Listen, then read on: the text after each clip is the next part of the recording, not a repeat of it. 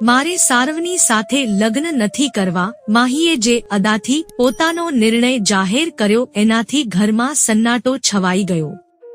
એમાંથી કળ વળવામાં થોડીક મિનિટો પસાર થઈ ગઈ. આખરે એના પપ્પાએ મૌન તોડ્યું.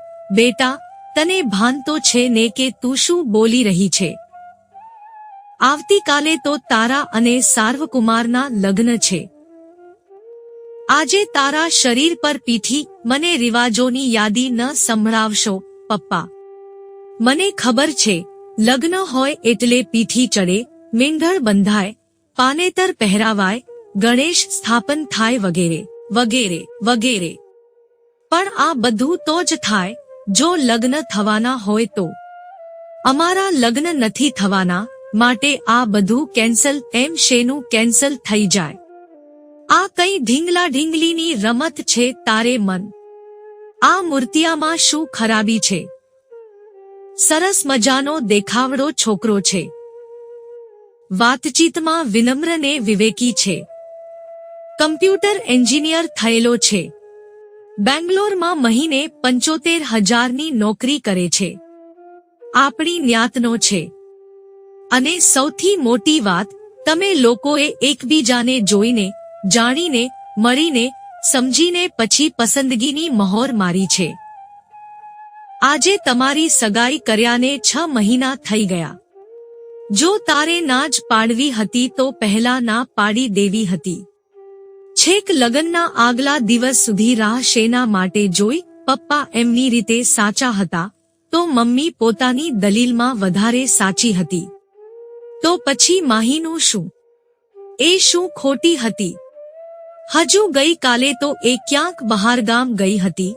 ત્યાંથી પાછી આવી અને તરત જ આ નિર્ણય બહાર પાડ્યો.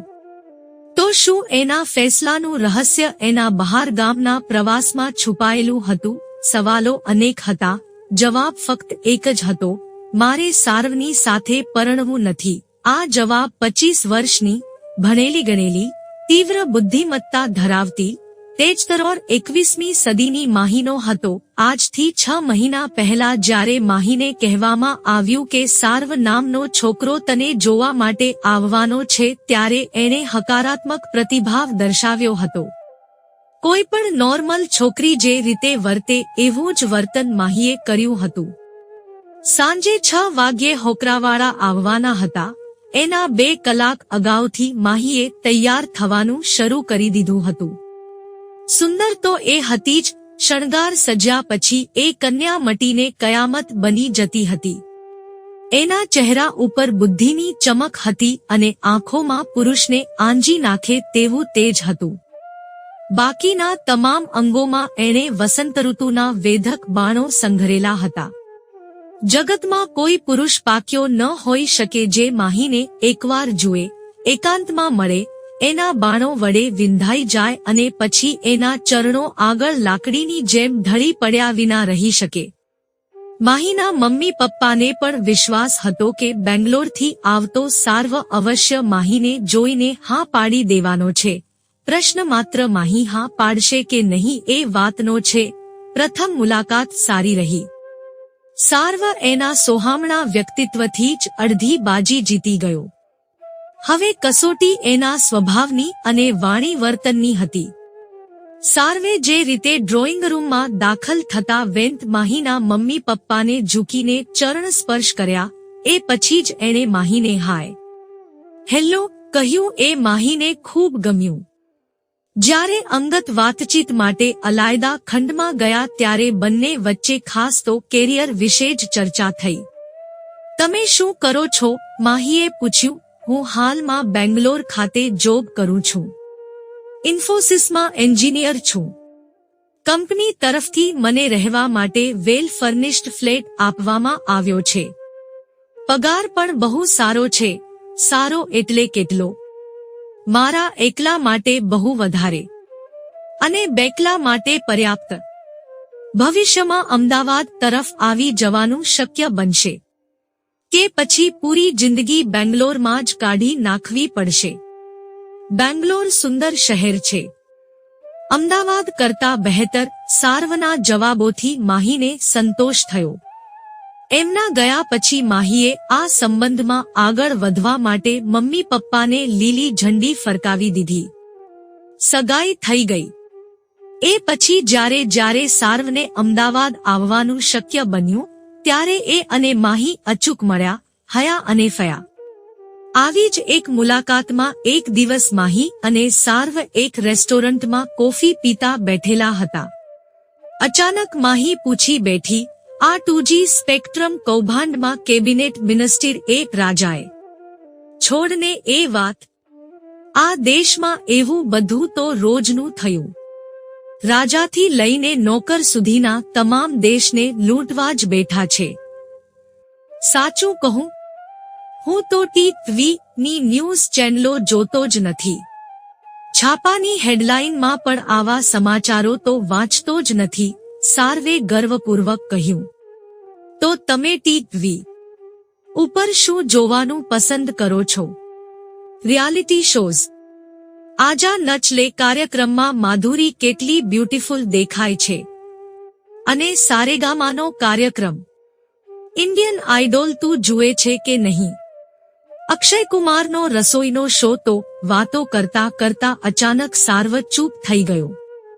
એના કાન ક્યાંક બીજે મગ્ન થઈ ગયા હતા. શું થયું? તમે વાત કરતા કરતા અચાનક ચૂપ કેમ થઈ ગયા? માહી પૂછી બેઠી. જોને, ક્યાંક વરઘોડો પસાર થતો હોય એવું લાગે છે. તને ગીત નથી સંભળાતું? મુનની બદનામ હુઈ, જાલિમ તેરે લીએ. મને આ ગીત બહુ ગમે છે. આપણા લગ્નના વરઘોડામાં હું આજ ગીત ઉપર જાનૈયાઓને ડાન્સ કરાવીશ. સાર્વ ઉત્સાહથી ઉભરાતો હતો. માહીને આ પુરુષની માનસિકતા ઉપર દયા આવી રહી હતી. એણે શેક્સપિયરની વાત કાઢી તો સાર્વ અખબારોમાં છપાતી સેક્સની કોલમ વિશે ચર્ચા કરવા માંડ્યો. માહીને મુનશી, ધૂમકેતુ કે મેઘાણી જેવા દિગ્ગજ ગુજરાતી સાહિત્યકારોની કૃતિઓ વિશે ચર્ચા કરવી હતી, પણ સાર્વ શિલાકી જવાનીમાંથી બહાર જ નીકળતો ન હતો. માહીને મહાકવિ કાલિદાસના શૃંગારરસ વિશે વાતો કરવી હતી, તો સાર્વને ક્લિન્ટનના કામકાજમાં રુચિ હતી. ઘરે આવીને માહી વિચાર કરી રહી, આ માણસ કોઈ રીતે મારે યોગ્ય નથી લાગતો.